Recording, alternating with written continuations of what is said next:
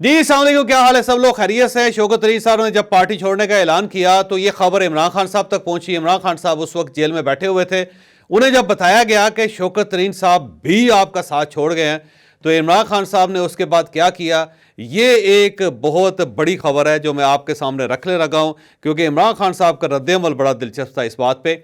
अब शौकत तरीन साहब ने पार्टी छोड़ी क्यों है, ये भी हम आज के वीलाग में आपको बताएंगे, और शौकत तरीन साहब इमरान खान साहब तक कैसे पहुंचे थे, ये भी एक बहुत बड़ी डिटेल वाली खबर है जो हम आपको आज के वीलाग में देंगे। जुमे के दिन शौकत तरीन साहब ने भी पार्टी छोड़ने का ऐलान कर दिया था, बल्कि उन्होंने यह भी ऐलान कर दिया कि मैं सियासत से भी ताइब हो रहा हूं और मैं सेनेट से भी इस्तीफा दे रहा हूं। तो ये अनाउंसमेंट जो शौकत तरीन साहब की तरफ से थी, ये बड़ी ज़ाहिर अलार्मिंग थी। सबको पता था कि शौकत तरीन साहब पार्टी छोड़ रहे हैं, लेकिन इसके बावजूद ये अंदाज़ा नहीं था कि वो अचानक इस तरह पार्टी भी छोड़ेंगे, सियासत से भी ताइब होंगे और इसके साथ साथ वो सेनेट से भी इस्तीफ़ा दे देंगे। बहरहाल उनका ये कहना है कि मैं बीमार हूँ और मुझे 3-4 मरतबा कोविड हो चुका है, फिर उसके बाद मैं देख रहा हूँ कि इररेलेवेंट हूँ, तो इस इररेलेवेंसी की वजह से मैं अब सियासत से ताइब हो रहा हूँ और मैं सिर्फ़ और सिर्फ अपना काम करूँगा, क्योंकि मेरे बिज़नेस को बहुत ज़्यादा नुकसान पहुँचा है। इसमें कोई शक नहीं कि शौकत तरीन साहब के बिज़नेस को बहुत नुकसान पहुँचा, क्योंकि इनका बैंक है, बल्कि 2 बैंक हैं इनके, और उन बैंक्स को बहुत ज़्यादा नुकसान पहुंचा और इन्हें अब अंदाज़ा है कि अगर ये मज़ीद लड़े तो इनके तमाम बड़े ओहदेदारों को इस तरह गिरफ्तार कर लिया जाएगा, जिसके बाद ज़ाहिर है इनका बैंक का बिजनेस टोटल बैठ जाएगा और शौकत तरीन साहब इसे अफोर्ड नहीं कर सकते। लिहाजा इन्होंने फैसला कर लिया है कि अब ये सियासत छोड़ रहे हैं और इसके साथ साथ इमरान खान साहब के साथ भी इनका कोई ताल्लुक नहीं होगा। उन्होंने ये भी कहा है कि आइंदा मैं सियासत से ताइब हो रहा हूँ, मैं दोबारा इस मैदान में कदम नहीं रखूँगा। लेकिन जब ये खबर इमरान खान साहब तक पहुंची तो अडयाला जेल में हैं इमरान खान साहब, उन्हें जब पता चला कि शौकत तरीन ने भी इनका साथ छोड़ दिया तो उन्होंने फिर दोबारा माथे पे हाथ मारा और कहा कि चले अच्छी बात है, खस कम जहां पाक, एक ऐसा शख्स है जिससे मैं तंग था उसने बहरहाल मेरा साथ छोड़ दिया, क्योंकि ये पहले दिन से मेरे साथ नहीं था। ये इमरान खान साहब का रद्द अमल था जेल के अंदर।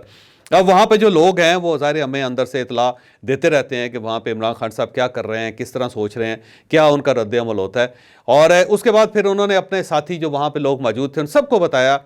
कि शौकत तरीन साहब ने मेरे साथ क्या क्या नहीं किया और किस तरह शौकत तरीन मेरे साथ खेलते रहे और उन्होंने कितना मुझे नुकसान पहुंचाया। तो अब ज़ाहिर है जब ये बातें बाहर आएंगी तो फिर कौम को पता चलेगा कि इमरान खान साहब शौकत तरीन साहब के बारे में क्या सोचते थे और शौकत तरीन साहब इमरान खान साहब के बारे में क्या सोचते थे। लेकिन यहाँ पे मैं शौकत तरीन साहब का कुछ बैकग्राउंड आपको बताता चलूँ कि शौकत तरीन साहब बैंकर हैं और ये जो मियां नवाज शरीफ साहब की पहली हुकूमत थी उसमें ये हबीब बैंक के प्रेसिडेंट बनाए गए थे और मियां नवाज शरीफ साहब ने इन्हें प्रेसिडेंट बनाया था और वो दौर बड़ा ज़बरदस्त था। उस वक्त जहांगीर तरीन साहब ने वाकई बैंक को अपने कदमों पर खड़ा कर लिया था और जब ये आए थे तो उस वक्त बैंक ऑलमोस्ट डिफ़ॉल्ट कर रहा था, लेकिन इन्होंने कुछ अरसे के बाद ही बैंक को ना सिर्फ संभाल लिया बल्कि उसके बाद ठीक ठाक उस बैंक को तरक्की भी दी। और मुझे उस दौर में याद है कि ये सबसे ज़्यादा मुआवजा लेने वाले मुलाजम थे पूरे पाकिस्तान के अंदर। उस वक्त इनकी 16 लाख रुपए तनख्वाह थी और जब ये 16 लाख रुपए तनख्वाह की अनाउंसमेंट हुई तो पूरे पाकिस्तान में सनसनी फैल गई। सब एक दूसरे की तरफ हैरत से देखने लगे कि इतनी ज़्यादा तनख्वाह। लेकिन मियां नवाज शरीफ साहब का ये कहना था कि वो बंदा है जो अपनी तनख्वाह को हलाल करेगा और शौकत तरीन ने वाकई अपनी तनख्वाह को उस दौर में हलाल किया था। और एक जो वाक़या मुझे आज तक नहीं भूलता वो हबीब बैंक के लोगों ने बताया था। उन्होंने ये बताया कि शौकत तरीन साहब का आखिरी दिन था और उसके बाद इनका टेन्योर ख़त्म हो जाना था, लेकिन ये आखिरी दिन भी आए और उस दिन के खात्मे तक भी इन्होंने अपने बैंक में काम किया। उस दिन भी इन्होंने छुट्टी नहीं की और रूटीन के मुताबिक आए। और इनके स्टाफ ने जब मुझे बताया कि इतना ज़्यादा जेंटलमैन आदमी है और इतना ज़्यादा काम करने वाला बंदा है कि इसने आखिरी दिन भी एक लम्हा भी ज़ाया नहीं किया और उसने वो बैंक को लम्हा दिया, तो ये एक बड़ी मेरे लिए बड़ी अच्छी बात थी और उस दिन से मैं शौकत तरीन साहब की बहुत इज़्ज़त करता हूँ। फिर शौकत तरीन साहब का नाम फिर दोबारा पाकिस्तान पीपल्स पार्टी के दौर में आया। जब आसिफ अली जरदारी साहब की गवर्नमेंट थी तो आसिफ अली जरदारी साहब इन्हें लेकर आए और ये वज़ीर ख़जाना बने और उस वक्त भी इन्होंने पाकिस्तान पीपल्स पार्टी के साथ मिलकर बहुत अच्छा काम किया और उसके बाद फिर ये दोबारा ज़ेर ज़मीन चले गए, साइड पर चले गए, अपने बैंक को संभालते रहे। फिर जब इमरान खान साहब की गवर्नमेंट आई 2018 में तो फिर ये पाकिस्तान तहरीक इंसाफ का हिस्सा बन गए। लेकिन शुरू में असद उमर साहब वज़ीर ख़जाना थे और ये उनको असिस्ट करते थे और ये इमरान खान साहब को बताते थे कि असद उमर साहब की जो अप्रोच है वो ठीक नहीं है और इसका पाकिस्तान को नुकसान पहुंचेगा, हमें फौरी तौर पे IMF के पास चले जाना चाहिए। तो ये बार बार इमरान खान साहब को एडवाइस करते रहे और इनकी एडवाइस की वजह से इमरान खान साहब ने असद उमर साहब को फारग किया, ये एक हकीकत है। لیکن اس کے بعد سب کا خیال یہ تھا کہ جہانگیر ترین صاحب کو وزیر خزانہ بنایا جائے گا، لیکن انہیں وزیر خزانہ نہیں بنایا گیا، اور فوج کی طرف سے حفیظ شیخ صاحب کا نام آیا تھا اس وقت، اور حفیظ شیخ صاحب کو اس وقت کی اسٹیبلشمنٹ لے کے آئی تھی، اور حفیظ شیخ صاحب جو ہیں اس وقت وزیر خزانہ رہے،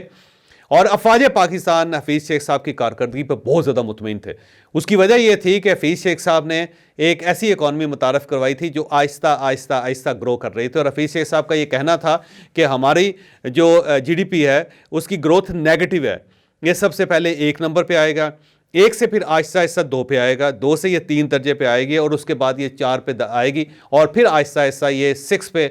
جائے گی، 6% پہ جائے گی۔ اس کو اگر ہم نے 1 سے 5 یا 6 پہ لے گئے تو ہماری اکانومی ہیٹ اپ ہو جائے گی، جس کا پاکستان کو بہت نقصان پہنچے گا۔ تو وہ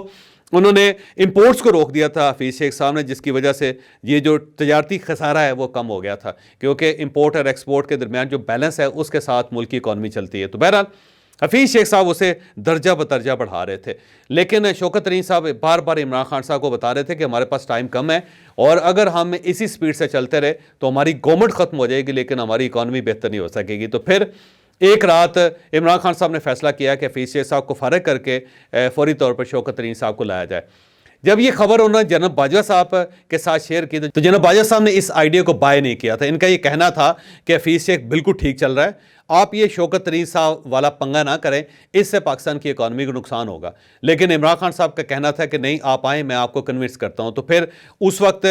جنرل باجوہ صاحب ان کے پاس گئے، اور ساتھ ان کے جنرل فیض حمید صاحب تھے۔ تو وہاں بیٹھے ہوئے عمران خان صاحب نے کہا کہ نہیں، میں نے یہ فیصلہ کر لیا ہے، اور شوکت ترین ہماری اکانومی کو مزید بہتر کرے گا۔ تو اس کے بعد پھر جناب باجوہ صاحب نے کہا کہ دیکھ لیں، ان کے خلاف نیب کے کیسز ہیں، 10 ارب روپے کی امبیزلمنٹ کا کیس ہے، تو نیب جب تک اجازت نہیں دے گا تو شوکت ترین صاحب تو وزیر خزانہ نہیں بن سکیں گے۔ تو اس پہ عمران خان صاحب نے جناب باجوہ صاحب سے کہا کہ میرا وزیر خزانہ ہے، اور ہم نے نیب کو مینج کرنا ہے، اور اس کے بعد انہیں وزیر خزانہ بنانا ہے، تو آپ نیب سے بات کریں اور ان کو سرٹیفکیٹ لے کے دیں۔ تو دونوں کی طرف سے ریزسٹنس آئی، جناب فیض حمید صاحب کی طرف سے بھی اور جناب باجوہ صاحب کی طرف سے، لیکن عمران خان صاحب نے کہا کہ نہیں، شوکت ترین صاحب کو ہم نے ان کی مدد کرنی ہے۔ تو اس پہ پھر جناب فیض صاحب کی ڈیوٹی لگائی گئی تھی کہ وہ اب نیب کے ساتھ ڈیل کر کے، اور ان کا نام جو ہے وہ ایگزٹ کنٹرول لسٹ پہ بھی تھا، اسے بھی نکالے، اور پھر اس کے ساتھ ساتھ نیب سے ایک سرٹیفکیٹ بھی لے کے دے تاکہ ان کے جو کیسز ہیں ان کو کویش کیا جا سکے۔ تو بہرحال جناب فیض حمید صاحب نے پھر یہ سارا معاملہ مینج کیا تھا، اور اس کے بعد شوکت ترین صاحب کو وزیر خزانہ بنایا گیا۔ شوکت ترین صاحب نے وہی کیا جس کا خدشہ تھا، انہوں نے اکانومی کو ہیٹ اپ کر دیا، اتنا زیادہ ہیٹ اپ کر دیا کہ امپورٹس کھول دی۔ جب امپورٹس کھول دی تو اس کے ساتھ ظاہر ہے کسٹم میں اضافہ ہو گیا، کسٹم کے پیسے تو آ گئے، لیکن اس کے ساتھ ساتھ جو پاکستان کے ریزرو سے وہ تیزی سے کم ہونا شروع ہو گئے، اور وہ تجارتی خسارہ جو تھا، وہ جو بیلنس آف پیمنٹ تھی، وہ خراب ہوگی، اور اس کے بعد ظاہر ہے پاکستان کی اکانومی کو نقصان ہوا۔ دوسری بڑی غلطی جو شوکت ترین صاحب نے کی وہ یہ تھی، 2021 میں انہوں نے آئی ایم ایف کے ساتھ یہ ایگریمنٹ کیا تھا کہ حکومت پاکستان پیٹرول کی قیمتوں میں کمی نہیں کرے گی، نہ ہی بجلی کی قیمتوں میں کمی کرے گی۔ لیکن جب تحریک عدم اعتماد آئی تو عمران خان صاحب کو محسوس ہوا کہ میں تو فارغ ہو جاؤں گا، تو انہوں نے فوری طور پہ پیٹرول کی قیمت میں 10 روپے کمی کر دی، سبسڈی دے دی، اور اس کے ساتھ ہی آئی ایم ایف نے اپنا ایگریمنٹ سسپینڈ کر دیا، اور پھر پاکستان کو خاصا نقصان ہوا۔ پھر اس دوران عدم اعتماد ہوگی، پھر نئی گورنمنٹ آ گئی، اور اسے آئی ایم ایف کو راضی کرنے کے لیے ایڑیاں رگڑنی پڑی باقاعدہ، اور یہ کہا جاتا ہے کہ شوکت ترین کی غلطی تھی۔ پھر اس کے بعد جب رجیم چینج ہوئی اور عمران خان صاحب سڑکوں پہ ہوئے، تو اس وقت شوکت ترین صاحب نے عمران خان صاحب کا بہت ساتھ دیا، بلکہ یہ اس وقت کے جو وزراء خزانہ تھے ان سب کو فون کر کے کہتے تھے کہ آپ نے آئی ایم ایف کو یہ بتانا ہے اور آئی ایم ایف کو وہ بتانا ہے، اور اس سے تاکہ پاکستان کے ساتھ آئی ایم ایف کا ایگریمنٹ نہ ہو سکے۔ پھر ایک آڈیو بھی لیک ہوئی تھی جس میں یہ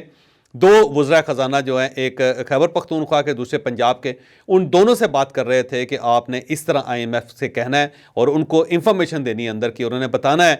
کہ یہ جو حکومت ہے یہ کیا کر رہی ہے اور آئی ایم ایف کو دھوکہ دے رہی ہے۔ تو اس پہ بلکہ بڑا مشہور واقعہ ہے کہ جو وزیر خزانہ پنجاب کے تھے انہوں نے کہا جی اس سے تو پاکستان کو نقصان ہوگا، تو اس نے شوکت ترین صاحب نے کہا تھا کہ اس میں کوئی شک نہیں کہ نقصان ہوگا، لیکن یہ ہمارے کپتان کے ساتھ کیا کر رہے ہیں، ہمارے لیڈر کے ساتھ کیا کر رہے ہیں، ہمارے چیئرمین کے ساتھ یہ کیا کر رہے ہیں، تو ان کو اس چیز کی سزا ملنی چاہیے۔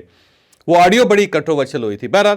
اس کے بعد عمران خان صاحب نے 9 مئی اور 10 مئی کا واقعہ ہوا، اور اس کے بعد شوکت ترین صاحب جو ہے زیر زمین چلے گئے۔ اس دوران ان کو خاصا ٹائٹ بھی کیا گیا شوکت ترین صاحب کو، کیونکہ بزنس مین ہے تو ان کو اندازہ ہے کہ جب ریاست ٹائٹ کرتی ہے تو بزنس مین کو کتنا نقصان ہو سکتا ہے۔ تو پھر بہرحال یہ 5 مہینے خاموش رہے، اور 5 مہینے کی خاموشی کے بعد پھر انہوں نے اعلان کر دیا کہ میں اب سیاست سے اور پاکستان تحریک انصاف سے تائب ہو رہا ہوں۔ تو ان کے اس اعلان کے بعد عمران خان صاحب نے کہکا لگایا، وہ ماتھے پہ ہاتھ مارتے ہوتے ہیں ایسی صورتحال میں، انہوں نے ماتھے پہ ہاتھ مارا اور کہا کہ لو چلے اس سے جان چھوٹ گئی، کیونکہ عمران خان صاحب کو یہ فیل ہو رہا تھا کہ شوکت ترین صاحب نے کئی جگہوں پہ ان کو مس گائیڈ کیا، اور اس مس گائیڈ ہونے کی وجہ سے عمران خان صاحب کو نقصان ہوا ہے۔ اور عمران خان صاحب ویسے ان کو اسٹیبلشمنٹ کا آدمی بھی سمجھتے تھے، ان کا خیال یہ تھا کہ ہیں میرے ساتھ لیکن میرے بندے نہیں تھے، کیونکہ یہ میری انفارمیشن جو ہے وہ جناب باجوہ صاحب کو پہنچاتے تھے۔ اور یہ بات بھی ایک درست ہے کہ شوکت ترین صاحب بھی جناب باجوہ صاحب کے پاس ایک ایکسٹینشن کا فارمولہ لے کے گئے تھے کہ آپ ایکسٹینشن لے لیں اور عمران خان صاحب کی گورنمنٹ کو چلنے دیں، اور شوکت ترین صاحب نے اس وقت بہت زیادہ ایڈوکیسی کی تھی عمران خان صاحب کی۔ یہ تحریک عدم اعتماد کے دور کی بات ہے، تو اب ان کا ایک کردار تھا شوکت ترین صاحب کا ساری معاملات میں، لیکن ایک چیز طے ہے کہ یہ تھارو جنٹل مین ہے، تھارو پروفیشنل ہے، اور یہ واقع ہی اکانومی کو سمجھتے ہیں، کیونکہ جب یہ فائنانس منسٹر بنے ہیں پاکستان کو اس کا فائدہ ہی ہوا ہے۔ لیکن اب ظاہر ہے انہوں نے سیاست سے اپنے آپ کو الگ کر لیا، تو اچھی بات ہے، انہیں سیاست سے الگ رہ کے صرف اور صرف اپنے بزنس پہ توجہ دینی چاہیے۔ اب عمران خان صاحب کے لیے بڑا امتحان کڑا ہو گیا ہے، کیونکہ جب اگر وہ اقتدار میں آ جاتے ہیں تو اب ان کے پاس کوئی وزیر خزانہ نہیں بچا، کیونکہ سارے ہی چلے گئے ان سے۔